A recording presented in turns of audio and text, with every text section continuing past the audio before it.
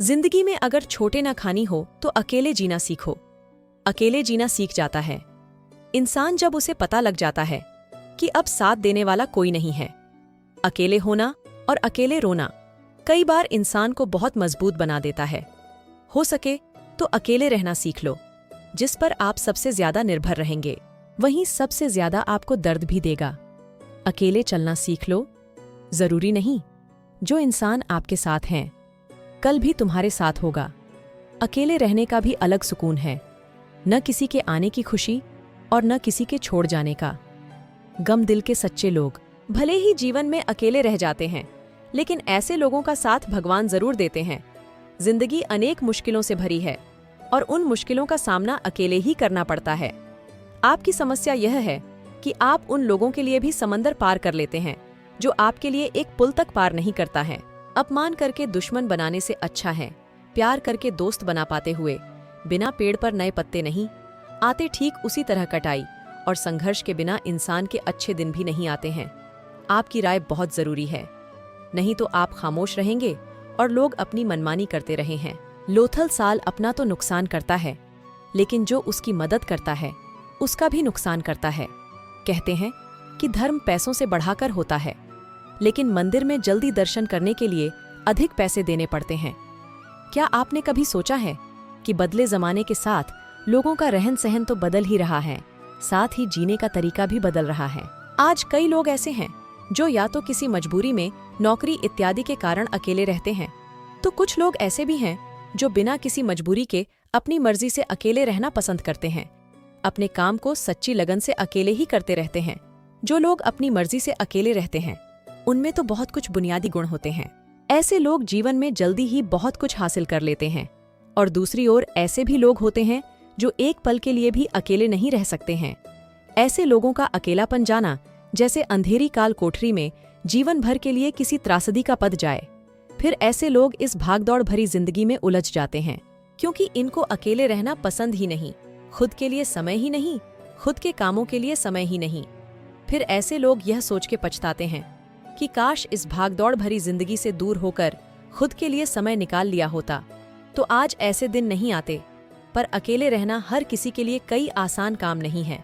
और अकेले रहने का यह मतलब भी नहीं है कि हम अपने घर वालों, परिवार, रिश्तों, नातों, मित्रों से दूर रहे। अकेले रहने की भी एक कला होती है, जो आगे हम इस कहानी के माध्यम से समझने की कोशिश करें।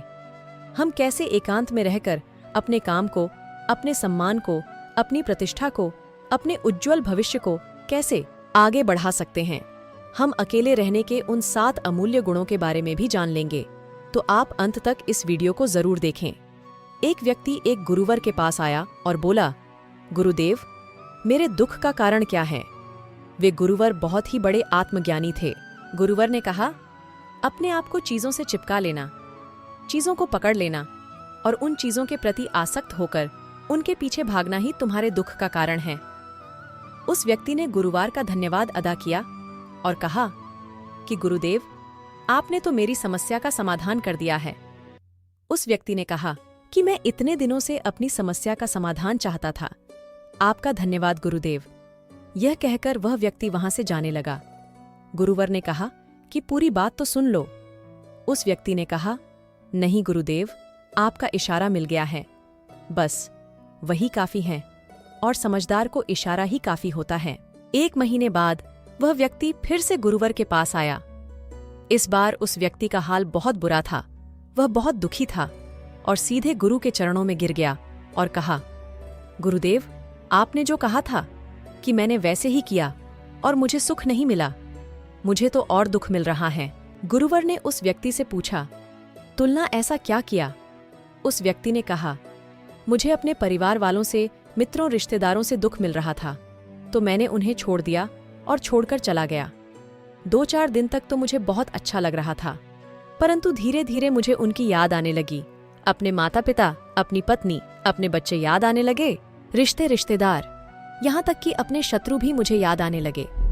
इतना दुख तो मैंने उनके पास रहकर भी नहीं जाना था, जितना कि उनसे दूर होकर दुखी हो गया हूँ। इसलिए आज मैं घर वापस जाने के लिए निकला था और आपके पास आ पहुंचा। आपने मुझे इतनी गलत सलाह क्यों दी?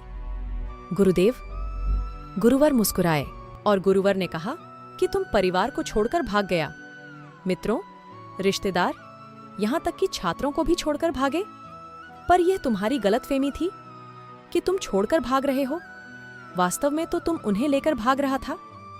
व्यक्ति ने कहा, पर गुरुदेव, मैं तो किसी को अपने साथ में हिलाया।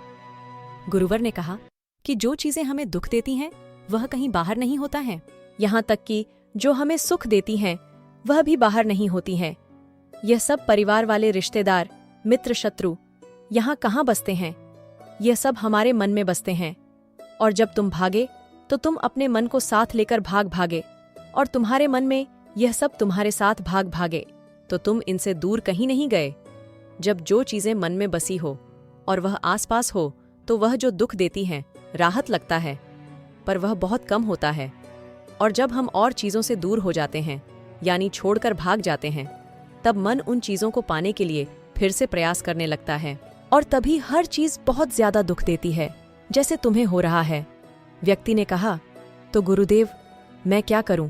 चीजों के साथ रहूं तो दुख चीजों को छोड़कर जाऊं? तो दुख क्या, मैंने सिर्फ दुख उठाने के लिए ही जन्म लिया है? गुरुवर जोर से हंसने लगे और कहने लगे, ये बात बिल्कुल सत्य है। यहाँ सब सिर्फ दुख उठाने के लिए ही जन्म लेते हैं, पर यह भी सत्य है कि इन दोनों के बाद सुख हैं, और उन सुखों के पार दुख हैं। फिर सुख और फिर दुख। जिन चीजों में हमें सुख नजर आता है, जो हमें दुख देती है, और जिनमें दुख नजर आता है, वही सुख का कारण बन जाती हैं। उस व्यक्ति ने कहा, गुरुदेव, क्या इन सुख दुख के मायाजाल से बाहर निकलने का कोई रास्ता नहीं है? गुरुवर ने कहा, रास्ता तो है। अगर तुम इसी दुनिया में रहना चाहते हैं, इन सबके साथ रहना चाहते हो, तो तुम्हें एक काम करना होगा। तुम ऐसे ही रहो जैसे कि तुम इस दुनिया में अकेले हो। सबके साथ रहो, पर अकेले रहो। उस व्यक्ति ने कहा, पर गुरुदेव, ऐसा कैसे हो सकता है? गुरुवर उस व्यक्ति को एक जगह पर ले गए। यहाँ एक मेला लगा था और वहाँ बहुत भीड़ थी। गुरुवर ने कहा, देखो, अपने आसपास यहाँ किसी को जानते हो? क्या वह व्यक्ति ने कहा, नहीं करते। यहाँ तो कोई भी मेरी जान पहचान वाला नहीं है। गुरुवर ने कहा, क्या तुम यहाँ अकेले? व्यक्ति बोला, हाँ गुरुदेव, बिल्कुल अकेला। गुरुवर ने कहा, नहीं, तुम्हारे मन में कुछ चल रहा है, तुम अकेले नहीं हो। फिर उस व्यक्ति ने कहा, हाँ, मैं जल्द से जल्द अपने घर जाना चाहता हूँ, अपनी पत्नी से, अपने बच्चों से, अपने माता पिता से मिलना चाहता हूँ, और अपने मित्रों से मिलना चाहता हूँ। वही मेरे मन में चल रहा है। गुरुवर ने कहा, अब यह सब भूलकर आंखें बंद कर लो और अपना पूरा ध्यान यहाँ होने वाली आवाजों पर लगा दो। व्यक्ति ने ऐसा ही किया, और जैसे ही उसने अपनी आंखें बंद की और सारा ध्यान वहां हो रही आवाजों पर लगा दिया, उसे एक अकेलापन, एकांत महसूस हुआ। उसी लगा कि वह इतनी बड़ी भीड़ में भी अकेला है। सभी आवाजों के ऊपर ध्यान लगाने के कारण किसी आवाज का कोई महत्व नहीं था, बस आवाजें थीं और वह था। उसने अपनी आंखें खोली और कहा, गुरुदेव, यहाँ तो मैं बिल्कुल अकेला हूँ। सब हैं, पर कुछ नहीं है। गुरुवर ने कहा, बस इसी तरह अकेले होना है तुम्हें राहुल, सबके साथ, पर भीतर से अकेले रहे। साथ में सब हो, पर मन में कोई ना हो। जिसने इस तरह से अकेला रहना सीख लिया, उसे कभी जीवन में दुख नहीं होता है। उसे चीजें दुख नहीं देते हैं, वह हर चीज में की प्राप्ति करता है। ग्रोवर ने आगे कहा, महान सफलताएं अकेलेपन से ही शुरू होती हैं। अकेलापन ही हमें उनसे मिलाता है। अपने अकेलेपन को नकारात्मक मत समझना, बल्कि उसे एकांत समझकर खुद को जानने का प्रयास को। जब तुम्हें एकांत पसंद आने लगे, तब इसका मतलब यह होगा कि तुम्हारा वास्तविक मजबूत तुमसे मिलना चाहता है। इसलिए अपने इसका सम्मान करें। गुरुवर बोले, मैं तुम्हें ऐसी 7 खूबियों के बारे में बताता हूँ जो अकेले रहने वाले लोगों में पाई जाती हैं और उन्हें दूसरों से अलग और बेहतर बनाती हैं। गुरुवर ने कहना शुरू किया, पहली खूबी जो एकांत में रहने वाले लोगों में पाई जाती है, वह ये है कि ऐसे लोग दूसरों की तुलना में खुद के प्रति ज्यादा जागरूक होते हैं।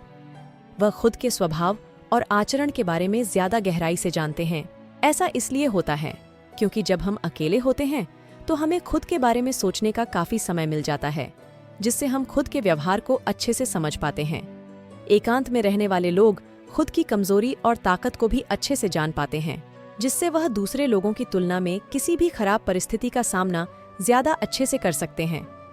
गुरुवर ने कहा, अकेले रहने वाले लोगों की दूसरी खूबी यह है कि यह सकारात्मक सोच वाले लोग होते हैं। जब बहुत से लोग हमारे साथ होते हैं तो वहां एक दूसरे की तुलना, जलन, घमंड, लालच जैसे कुविचार अपने आप ही मन में आने लगते हैं और फिर इंसान इन विचारों के बस में आकर उल्टे सीधे काम करने लगता है। हालांकि ऐसा नहीं है कि एकांत में रहने वाले लोगों के मन में यह विचार नहीं आते, लेकिन वह क्योंकि अकेले हैं इसलिए दूसरों की तुलना, जलन, घमंड जैसे विचार उनके मन में दूसरों की तुलना में थोड़ा कम आते हैं। साथ ही अकेले रहने की वजह से उन्हें खुद के बारे में सोचने का ज्यादा समय मिल जाता है, जिससे वो अपने नकारात्मक विचारों को पहचान कर उन्हें कम कर सकते हैं, जिसके कारण ऐसे एकांत में रहने वाले लोग ज्यादा सकारात्मक होते हैं। अकेले रहने वाले लोगों के तीसरी खासियत यह होती है कि ये लोग ज्यादा अनुशासित और आत्मनिर्भर होते हैं, क्योंकि अकेले रहने वाले लोगों को अपने ज्यादातर काम खुद से ही करने पड़ते हैं, इसलिए यह दूसरों की तुलना में ज्यादा आत्मनिर्भर होते हैं। साथ ही ऐसे लोगों को दूसरों का काम भी पसंद नहीं आता, यह अपना काम खुद करने पर ही भरोसा रखते हैं। साथ ही ये लोग कोशिश भी करते हैं कि दूसरों से कम सहायता लेना पड़ा, क्योंकि ऐसे लोग आत्मनिर्भर और अपने काम को लेकर स्पष्ट होते हैं, इसलिए ऐसे लोग अनुशासित भी होते हैं। यह अपने समय की कद्र करते हैं और दूसरों का भी समय बर्बाद नहीं करते हैं। अकेले होने की वजह से ऐसे लोग एक निश्चित दिनचर्या का पालन भी करते हैं, जिससे ये लोग ज्यादा व्यवस्थित होते हैं और यह भी इनके अनुशासित होने का एक कारण है। गुरुवर ने आगे कहा कि अकेले रहने वाले लोगों की चौथी खासियत होती है कि ये लोग किसी भी चीज के बारे में बड़ी ही गहराई से सोच सकते हैं, किसी भी चीज के बारे में बड़ी बारीकी से और गहराई में जाते हैं। अकेले रहने वाले लोगों के सबसे बड़ी खासियत होती है, इसलिए जितने भी लेखक, कवि और बड़े बड़े काव्यों की दक्षता हुई है, उन सभी को एकांत में रहना पसंद था, क्योंकि जब कोई व्यक्ति एकांत में होता है तो वह अपने अंदर की आवाज सुन पाता है। जितने भी बड़े आविष्कार हुए हैं उन सब की शुरुआत एकांत में हुई थी, क्योंकि एकांत में रहकर ही किसी भी चीज के बारे में बड़ी बारीकी से सोचा और समझा जा सकता है। गुरुवर ने कहा, एकांत में रहने वाले लोगों की पांचवी खूबी यह है कि इनका व्यक्तित्व सबसे अलग, सबसे हटकर होता है, और वे लोग जो ज्यादातर दूसरे लोगों के साथ रहते हैं या अकेले रह नहीं पाते, वो कितनी भी कोशिश कर रहे हैं, लेकिन जाने अनजाने में ही सही, लेकिन दूसरों के साथ व्यक्तित्व का कुछ हिस्सा उनके अंदर आ ही जाता है। दूसरों की आदतें, दूसरों के विचार उनके अंदर प्रवेश कर ही जाते हैं, जिससे उनके व्यक्तित्व में वह अनूठापन, वो निरालापन नहीं आ पाता। उनका व्यक्तित्व कई सारे लोगों के व्यक्तित्व का मिश्रण होता है, और एकांत में रहने वाले लोग अपना ज्यादातर समय अपने साथ बिताते हैं, इसलिए दूसरों की बातों और विचारों से बहुत ही कम प्रभावित होते हैं। इनके अपने जीवन को जीने के खुद के बनाए नियम और कायदे होते हैं, जिनका यह पालन करते हैं।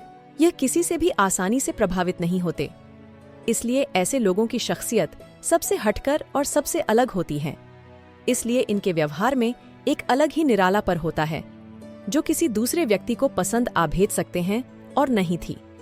गुरुवर बोले, छठी खासियत जो एकांत में रहने वाले लोगों में पाई जाती हैं, अकेले रहने वाले लोगों के दूसरे के साथ रिश्ते गहरे और मजबूत होते हैं। हालांकि अकेले रहने वाले लोग ज्यादा लोगों से अपने संबंध नहीं बनाते हैं, लेकिन ये जितने भी लोग संबंध बनाते हैं सच्चे दिल से बनाकर ऐसे लोगों के बहुत ही कम दोस्त होते हैं।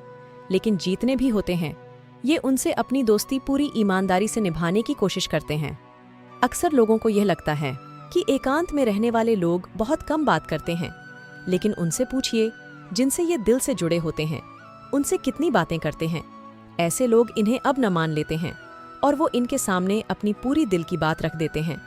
अकेले रहने वाले लोग बहुत ही कम लोगों के साथ संबंध रखते हैं, लेकिन जरूरत पड़ने पर वह अपनी तरफ से पूरी मदद करने के लिए भी तैयार रहता है। इसलिए इनके रिश्ते कम लोगों से तो होते हैं, लेकिन जिनके भी साथ होते हैं बहुत मजबूत होते हैं। सातवीं खासियत यह होती है कि अकेले रहने वाले लोग मानसिक तौर पर और भावनात्मक रूप से बहुत मजबूत होते हैं, क्योंकि उन्हें पता होता है कि अगर आज कोई समस्या उनके ऊपर आ जाती है तो उन्हें अकेले ही उस समस्या से निपटना पड़ेगा। ऐसा बार बार करने से उनके अंदर खुद के प्रति आत्मविश्वास बढ़ जाता है, और आत्मविश्वास व आत्मसम्मान के बढ़ने से वे मानसिक और भावनात्मक तौर पर और मजबूत होते चले जाते हैं, और वे लोग यह मान लेते हैं कि ऐसी कोई समस्या नहीं है जिसे वह अपने दृढ़ इच्छा शक्ति के दम पर हरा ना सके, और यही एक ऐसी सोच होती है जो दूसरों से उन्हें अलग बनाती है। इतना कहकर गुरुवर चुप हो गया और उस व्यक्ति ने कहा, गुरुदेव, आपकी सारी बात ठीक है, लेकिन यह कब कहा जा सकता है कि अकेलापन एक वरदान है? यह सुनकर गुरुवर ने कहा, अकेलापन हमेशा से ही एक वरदान रहा है। अगर हम उस समस्या को पूरी एकात्मता के साथ उपयोग कर पाए जब हम दुनिया के लोगों के साथ होते हैं, तब हम भीड़ का हिस्सा बनते हैं। लेकिन जब हम अकेले होते हैं तब हम खुद के साथ होते हैं। तभी हम अपने समय का सदुपयोग, खुद का आकलन, खुद के शौक, सभी बातों पर अच्छे से ध्यान दे सकते हैं। अपनी कमजोरियों पर भी काबू पा सकते हैं, या ऐसा कह सकता है कि सच में अच्छाई की राह कर इंसानियत की मंजिल भी पा सकते हैं। उस व्यक्ति को गुरुवर की बात समझ आई और वह गुरु का धन्यवाद कर अपने घर चला जाता है। इससे हम इतना तो समझें कि जिन जिन चीजों को हम पाना चाहते हैं वह तब तक